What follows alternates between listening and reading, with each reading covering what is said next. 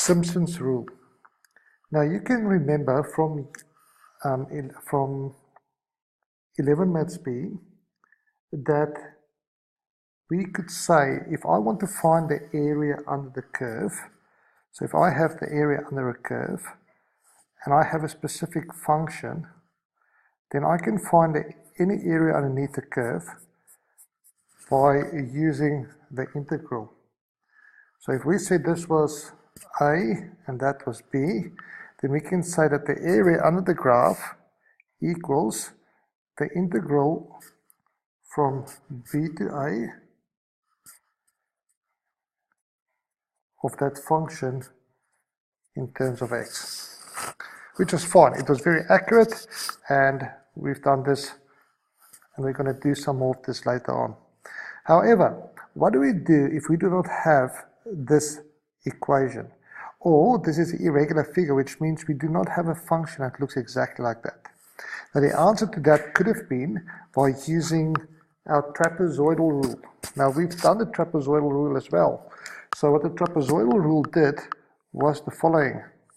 We said that I have some shape, and then what I did was I broke this shape up into equal parts, and then I calculated using the trapezoidal rule. However, if you look very close, that was a big gap sometimes in that trapezoid. So I might have found that my thing looked like this, which means it was a big estimation. This was not calculated correctly. So what Simpson did was he did the following. Instead of using a trapezoid to connect those points, he took two consecutive curves, and he drew a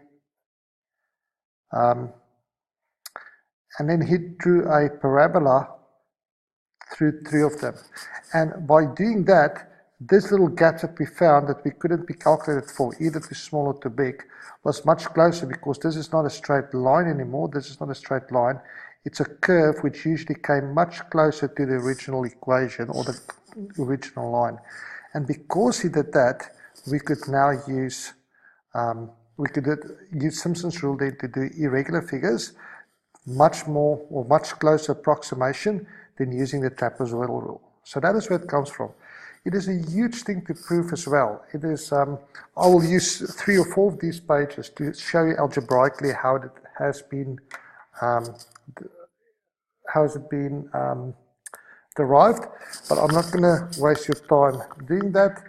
Go ask your teacher, who will be probably most willing to help you do that. I'm just going to write down the rule and show you which values you use. So if I have any shape, and this can be regular or irregular, what we do is we say, I want to go from there to there.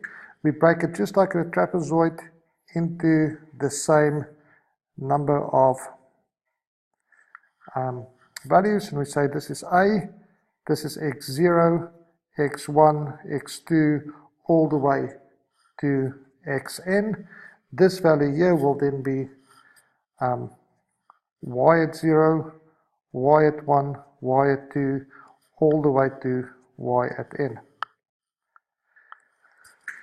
This will be the heights. This is the things that we change. This is the thing that we looked at previously as well. So in a practical problem where you have depth of a river or you have the height of a cutting, this y value is the thing that change, and the distance in your x's are all the same because the width of this is always the same. Now to find that width, all I have to do is I'll have to say what is b, which is my final value, take away a, divide by how many strips there are. So if there's 10 strips, you take the b value, whatever you do it from there, to a value, which is over here, and you divide by how many strips. That will tell you the width of the strips, just like we've done in the trapezoidal rule. What his rule then say is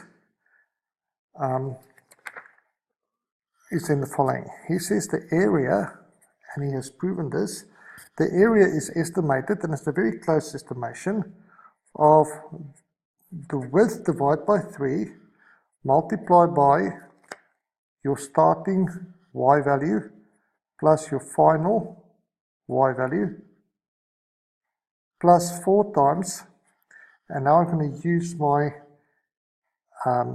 uneven numbers. So it's y1 plus y3 plus all your even numbers added to, and then your odd number are your even numbers, y2 plus y4 plus all the way to where I have to go.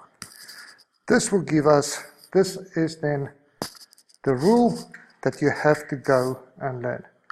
The area is the width divided by 3 multiplied by your first plus your last, and remember it doesn't have to be necessarily 0, it can be any values, 4 times, then all your odd ones after the 0 one, all the odd numbers, plus 2 times all the even numbers, y2, y4, y6, depends on how many strips you have. Please look at the examples to make this more clear.